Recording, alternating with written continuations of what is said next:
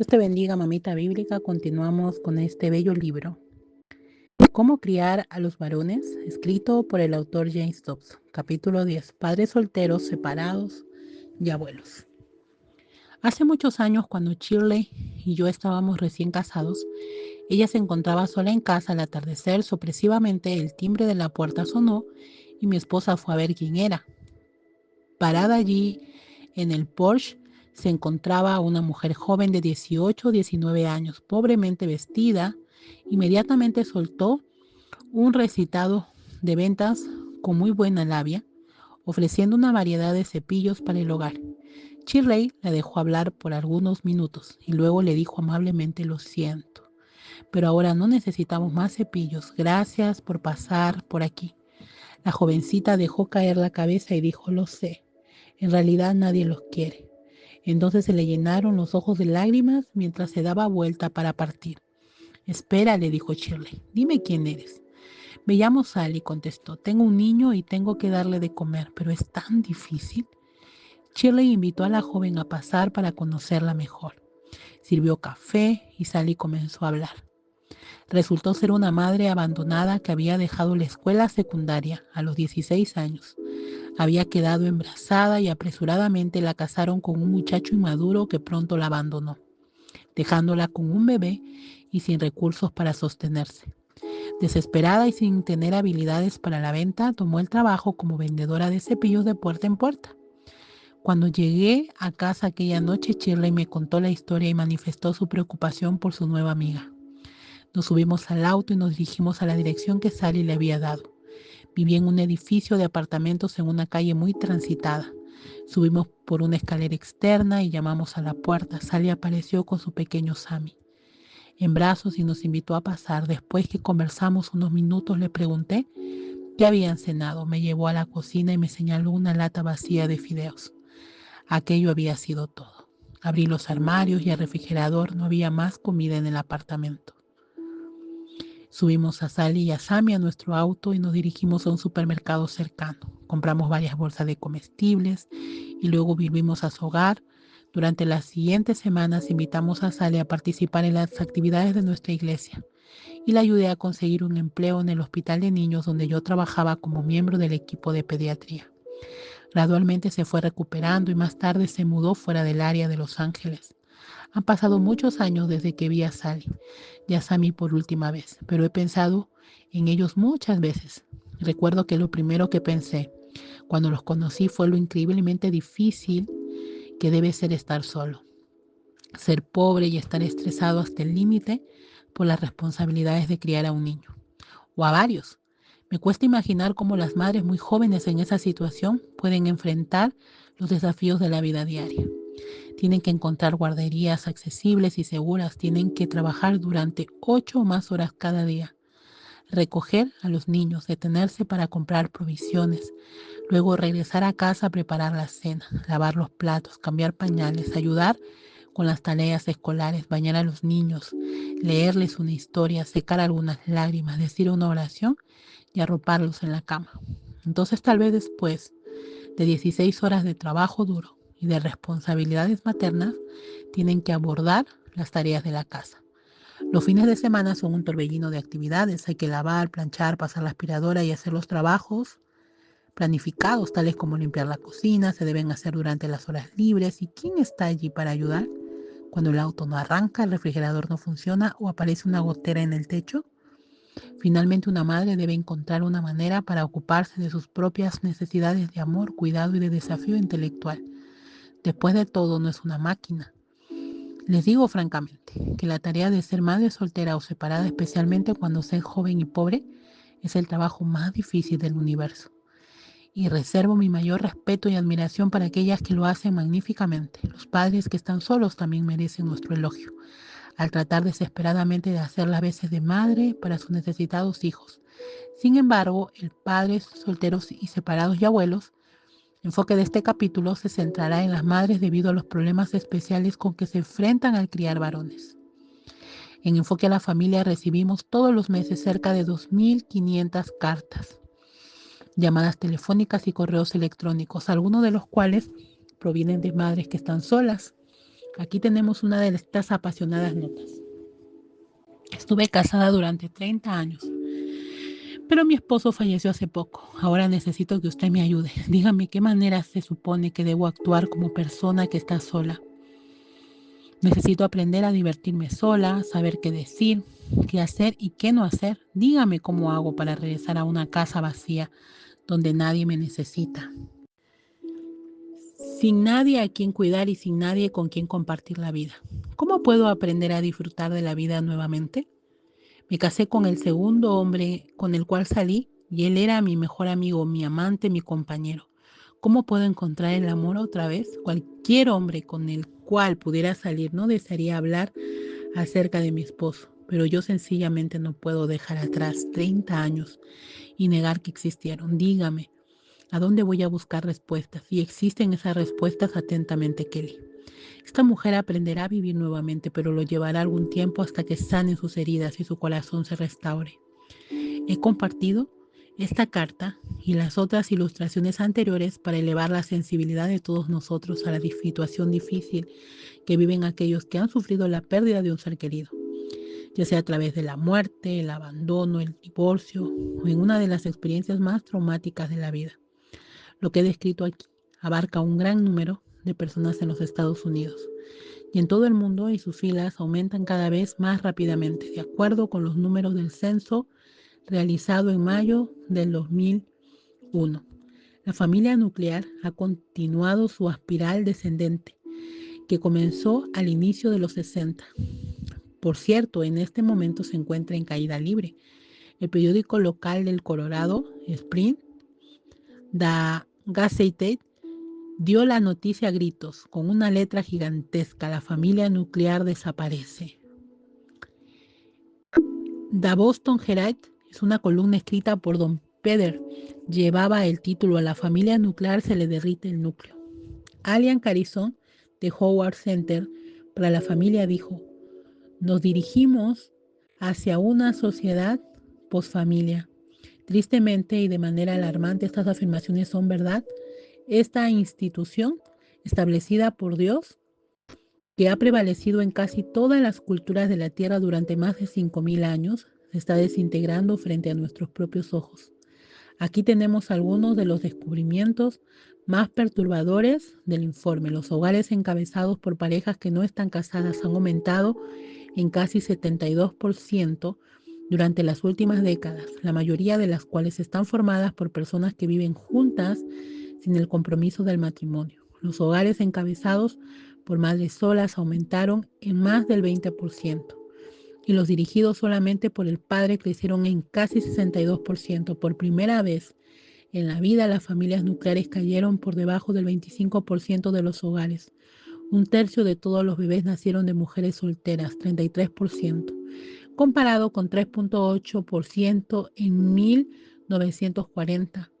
Por otros estudios sabemos que la convivencia ha aumentado en 1000% desde 1960. También estamos viendo un creciente número de mujeres solteras de 20 o 30 años que, al igual que la actriz Jodie Foster, prefieren concebir y criar hijos solas. En esencia, los viejos tabúes en contra del divorcio y la convivencia están desapareciendo y la cultura está abandonando su compromiso con el matrimonio para toda la vida. Por cierto, dudo que la mayoría de los adultos jóvenes entiendan por qué las generaciones anteriores defendieron la familia con tanta fuerza, o por qué miraban despectivamente a aquellos que descaradamente se iban a vivir juntos. Era porque violaban principios bíblicos que se encontraban profundamente arraigados en la cultura. Y esa creencia casi ha desaparecido. Ahora el índice de divorcios es más alto por un pequeño margen entre los cristianos que entre aquellos que no profesan ninguna fe. Y estos cambios sociales representan una creciente decadencia o consecuencia de largo alcance para el futuro.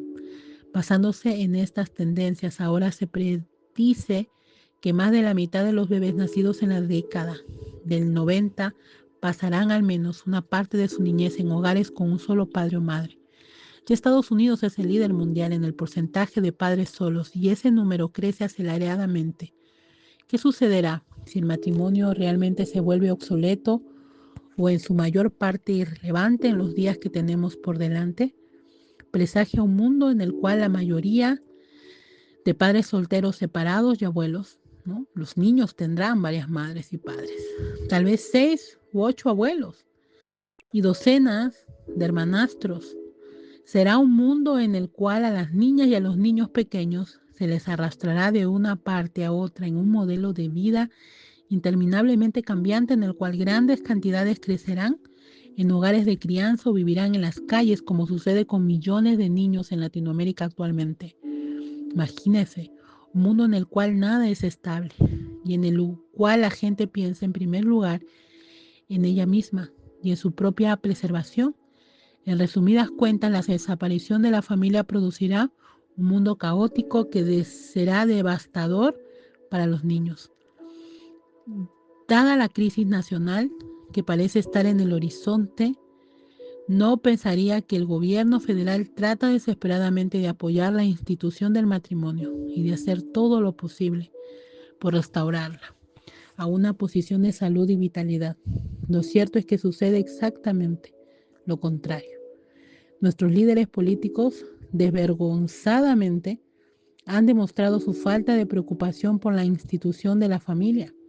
Cuando le preguntaron a Margaret Lamontagne, consejera de política interna del presidente George Bush en la Casa Blanca durante una entrevista para C-SPAN, cuál era su reacción frente al informe del censo, contestó: creo que mi respuesta sería ¿y qué? Su comentario establece alguna clase de récord en cuanto a su ignorancia.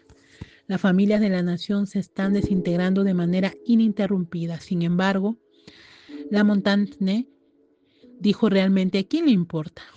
Lo que perturba es que esta mujer se encuentra en los niveles más altos del gobierno y todos los días le ofrece consejo al hombre más poderoso de la tierra. Señora, ayúdanos. Lamentablemente su comentario irrespetuoso refleja la actitud arrogante hacia las familias que generalmente expresan los funcionarios en Washington. ¿Cuánto hace que no escucha, aunque nuestros líderes prominentes hablan acerca de las presiones que se ejercen sobre los matrimonios o sobre la desesperante necesidad de que el gobierno le ofrezca una ayuda? En ausencia de la ayuda de nuestros líderes o de cualquier otra persona, la familia continúa desintegrándose. Mientras tanto, nuestros niños son los que más sufren. Bárbara Dafoe Whitehead, al escribir su aclamado artículo Dan Quiet tenía razón, dijo la siguiente acerca del estrés que experimentan los niños y las niñas cuando las familias se separan. Toda la inseguridad en un hogar en el que falta uno de los padres puede ser devastadora para los hijos. Cualquiera que conozca a los niños sabe que son criaturas profundamente conservadoras. Les gusta que las cosas sean estables. Tan pronunciada es esta tendencia que se ha sabido de ciertos niños que piden el mismo sándwich de mantequilla de maní y mermelada para el almuerzo durante años y años. Los niños están particularmente estructurados cuando se trata de la familia, de los amigos, del vecindario y de las escuelas. Sin embargo, cuando una familia se desintegra, todas estas cosas pueden cambiar. El novelista Pat Corey ha comentado que cada divorcio es la muerte de una pequeña civilización. Nadie siente esto con mayor intensidad que los niños. Cynthia Harper, de la Universidad de California en San Francisco, y Sarah McLanahan, de Princeton, estudiaron el fenómeno de la ausencia del padre, realizando lo que se dio a conocer como la Encuesta Nacional Longitudinal de la Juventud.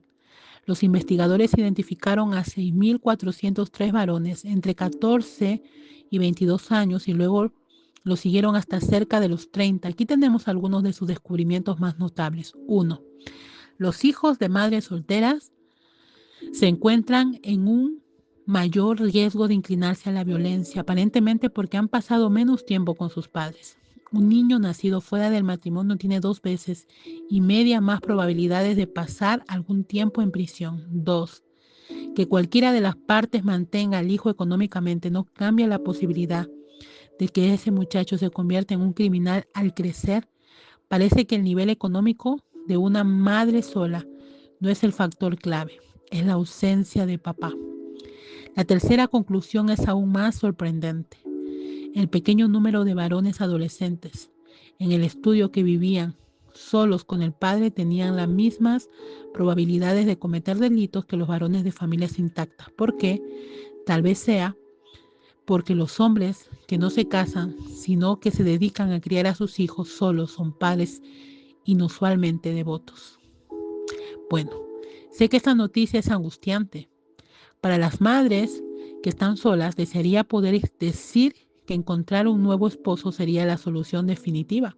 Lamentablemente, las investigaciones confirman que el nuevo casamiento de uno de los padres generalmente les hace las cosas más difíciles a los varones.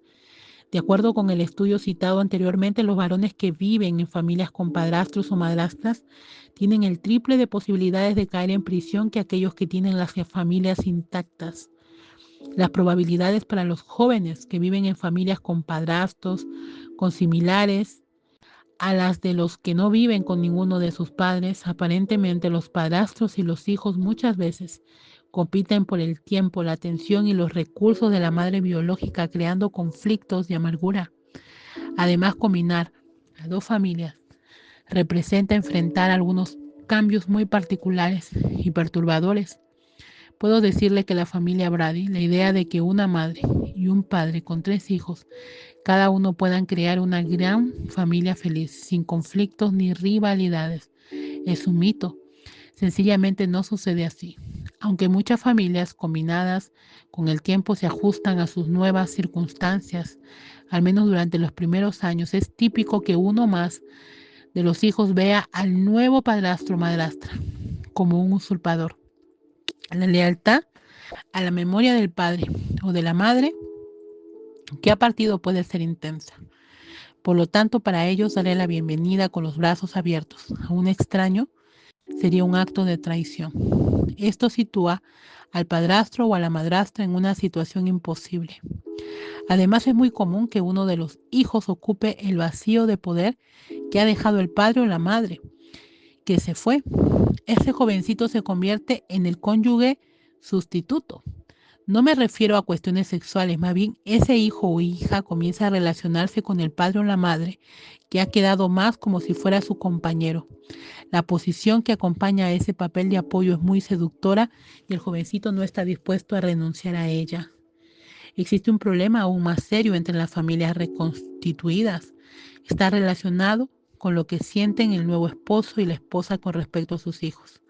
Cada uno está totalmente comprometido con lo que son de su propia sangre, mientras que se preocupa muy superficialmente por los demás.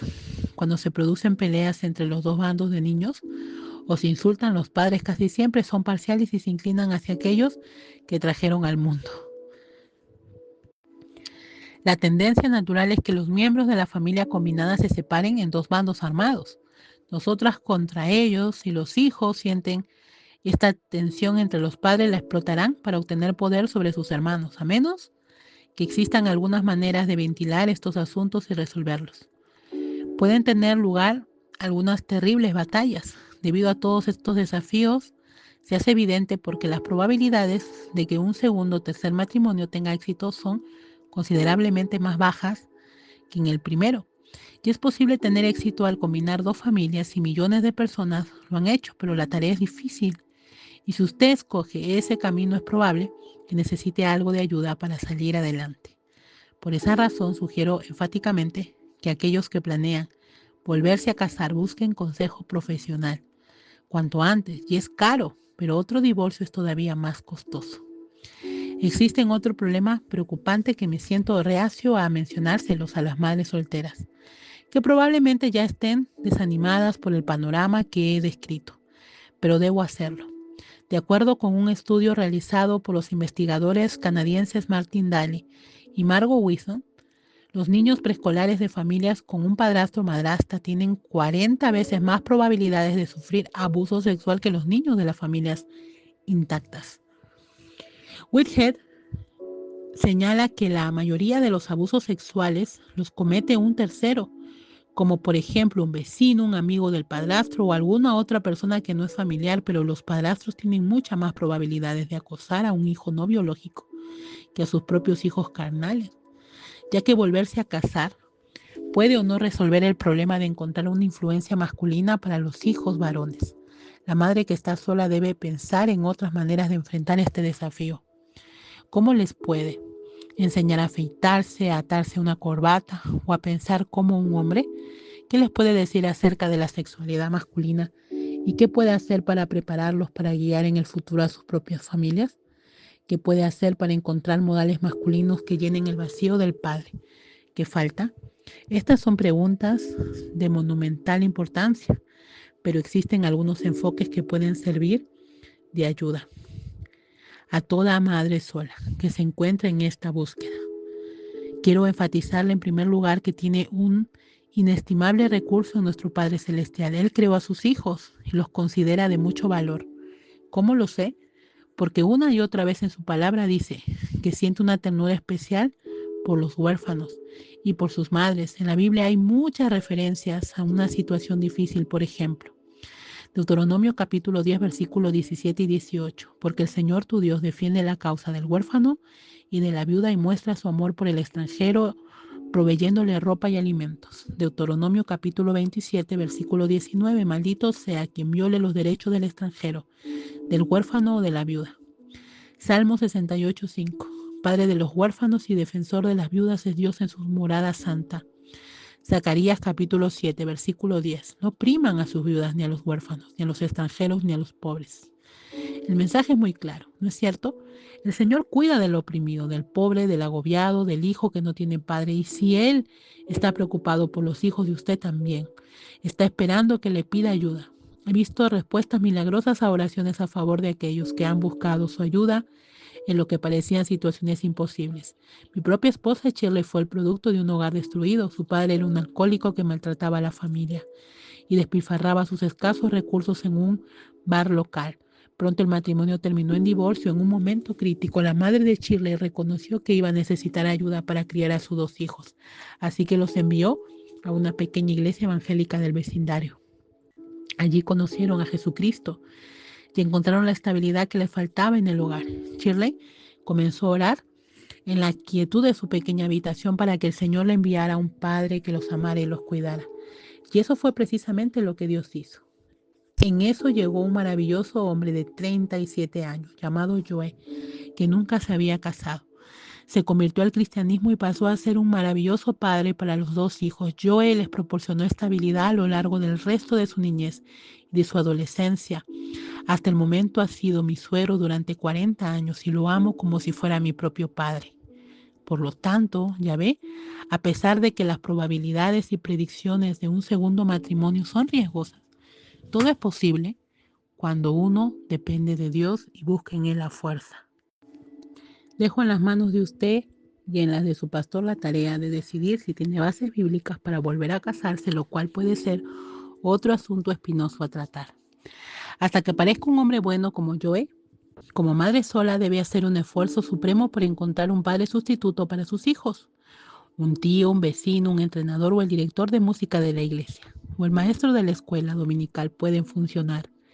Poner a sus muchachos bajo la influencia de un hombre así, aunque sea durante 1 hora por semana, puede ser muy significativo.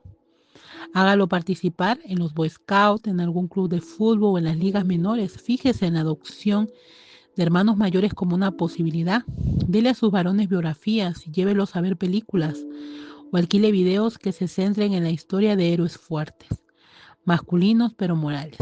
Elija lo que elija para solucionar el problema. No permita que pasen los años sin la influencia de un hombre en la vida de sus muchachos.